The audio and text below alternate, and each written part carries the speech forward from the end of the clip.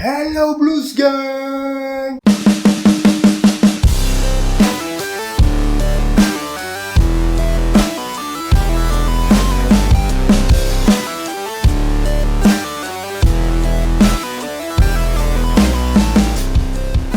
Okay, basically kita tahu transfer window musim ini pasukan kita Chelsea yang paling ganas sekali dekat transfer window. Memang sangat-sangat teruja lah untuk season yang baru ni. Kita dapat tengok banyak barisan-barisan player yang baru masuk ke dalam Chelsea. Termasuk kepada transfer list yang pertama, iaitu Hakim Ziyech. Walaupun kita punya Uncle Frank panggil Hakim Ziyech kan, tapi tak kisahlah.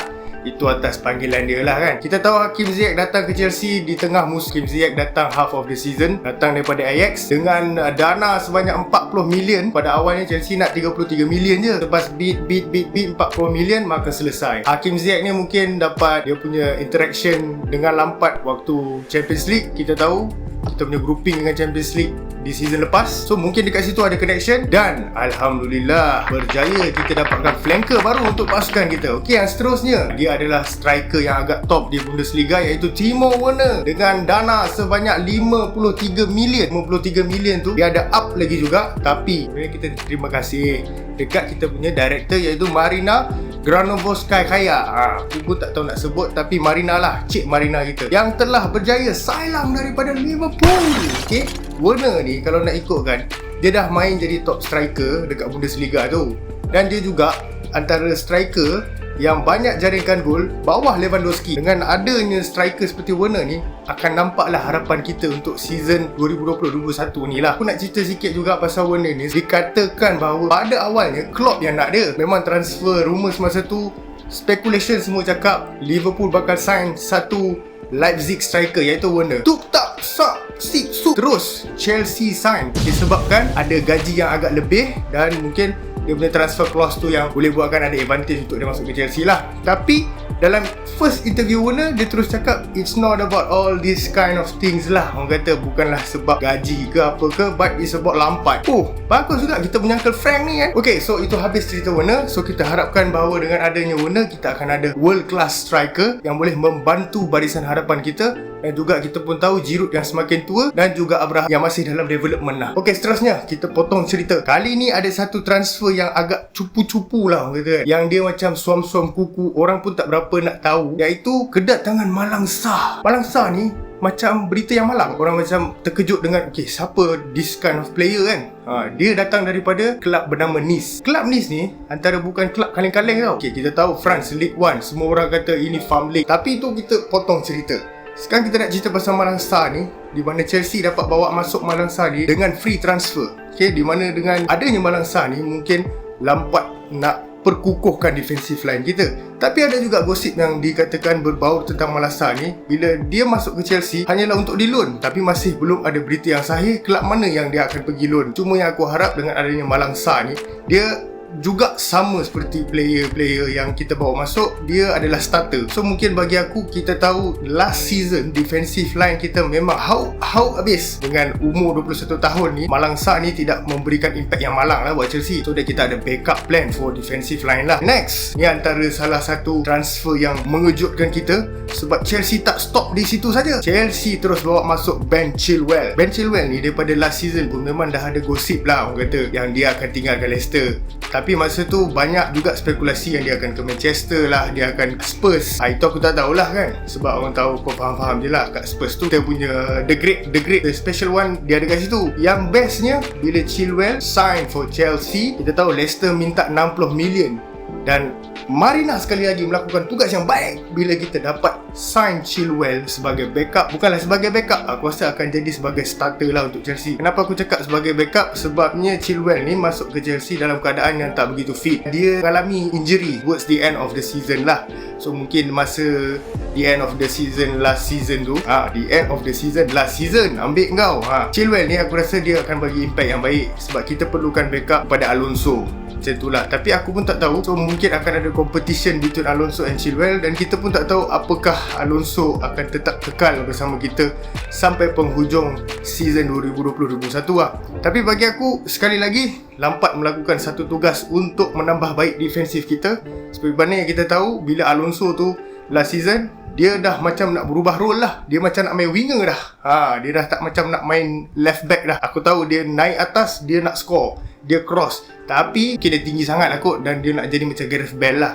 Mungkin. Okay, next. Ini antara satu lagi transfer yang mengejutkan kita. Sangat-sangat terkejut walaupun kita sign ini orang tua, iaitu Thiago Silva daripada Paris Saint-Germain. Waktu Champions League final tu memang aku tabik Thiago Silva ni. Walaupun masa tu PSG kalah, tapi hanya bolos dengan 1 gol. Aku boleh nampak leadership dalam defensive line tu. Ini adalah advantage untuk kita bawa masuk seorang pemain yang berumur 36 tahun. Walaupun orang ada kata spekulasi yang dia takkan lama, dan fitness level dia mungkin som-som kuku juga. Sebab kita mungkin orang tua kan, mungkin dia akan injured, mungkin dia akan mengalami satu kecederaan yang long term. Tapi kita minta kalau boleh jangan macam tu lah. Sebab apa yang aku nampak, dengan adanya Thiago Silva, impact kepada defensive line tu akan mula berubah. Di mana sebelum ni kita tengok bila ada pemain-pemain yang agak muda seperti Christensen, Zuma, sebenarnya selepas dia Terry belah daripada Chelsea, dia telah meninggalkan satu legasi kepada Chelsea tau, di mana kita telah hilang legasi itu. Jadi dengan adanya Thiago Silva ni, walaupun Azpilicueta tu kita punya captain pada season kali ni,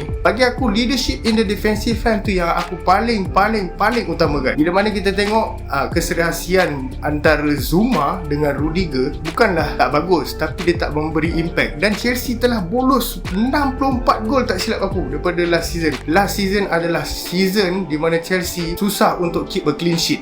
Macam tu lah. Jadi dengan adanya Thiago Silva ni, free pula tu, kita gunakanlah orang tua ni sebaik mungkin. Makilah si Rudiger tu ke, si Zuma tu ke, supaya diorang tu boleh train betul-betul. Dan aku harap dengan adanya Thiago Silva ni, Lampard akan lebih aware tentang defensive Chelsea lah. Okay, last yang paling menggemparkan, yang paling kita tunggu-tunggu, tak lain tak bukan 80 million daripada Leverkusen, Kai Havertz. Okay, kenapa aku terlalu orang kata gairah tentang Kai Havertz ni? Bukan sebab dia adalah salah satu transfer yang sangat mahal. Kai Havertz ni sebenarnya dia golden boy tau. Kai Havertz ni umur dia dah muda. Yang kedua, Kai Havertz ni dah memang starter dekat Leverkusen tu. Dah hadap macam-macam tim dekat Bundesliga. Dengan pengalaman yang dia ada dan semangat orang kata darah muda tu, bagi aku tak sangka lagi kita akan perbaiki attacking line kita, dan mungkin kita akan create more chances to score lah. Macam yang kita tahu juga, walaupun Lampard ni attacking mind dia memang lebih kepada nak gol instead of bertahan, tapi aku rasa kita agak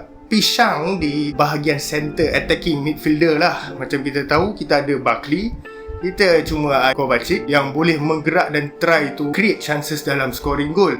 Tapi dengan adanya Kai Havertz ni, bila kita tengok, dia boleh digandingkan dengan Mason Mount. Mason Mount yang mungkin sebelum ni main wing sekejap, dan dia kembali kepada role center attack dia jadi tak tetap. Mungkin dengan kedatangan Ziyech dan juga kedatangan Werner, maka position tu mungkin boleh membantu kita cari lagi banyak gol, yang mungkin kita boleh menang dengan 4 ke 5 gol lepas ni. Dan mungkin aku rasa lepas ni, dengan kedatangannya Kai Havertz ni, chances untuk kita score tu lagi cantik. Sebab apa? Partner dia ada kat depan tu, Timo Werner tu. So Kai Havertz, tolong jangan sisihkan peluang anda di Chelsea. Sebab bagi aku percaya 80 millions tu kau kena buktikan yang kau worth it untuk Premier League. Cuma last but not least lah, si Kai Havertz ni aku harap satu-satulah, tolong kalau boleh adapt dengan cepat lah dalam football Premier League ni. So janganlah lambat sangat panas. Even Hazard masa baru-baru datang dulu pun, first season dia dekat Chelsea tu, bukan main lama dia ambil masa. So aku harap Havertz, come on, we need you. Kita tak ada lagi player-player selepas Oscar, selepas even Lampard sendiri. So now Havertz, kau boleh jadi the next Lampard lah. Please, kau jadi yang terbaik untuk Chelsea.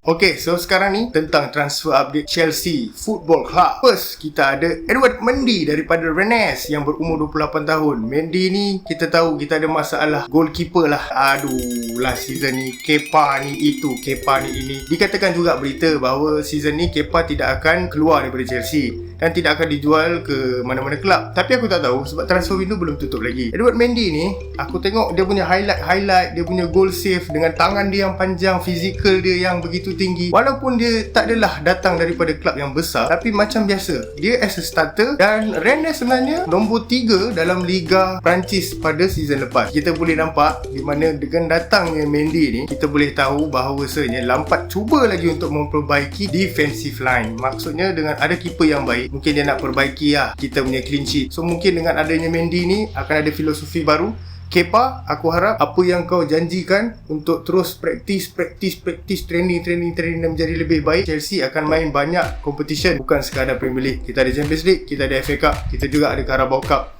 So aku rasa dengan adanya backup goalkeeper yang baik juga boleh selamatkan squad depth kita. Yang terakhir dikatakan memang dinantikan oleh Uncle Frank kita yang dah lama dia kejar. Abramovich tu memang tak boleh duduk diam lah season ni. Lepas satu Chelsea tak habis di situ.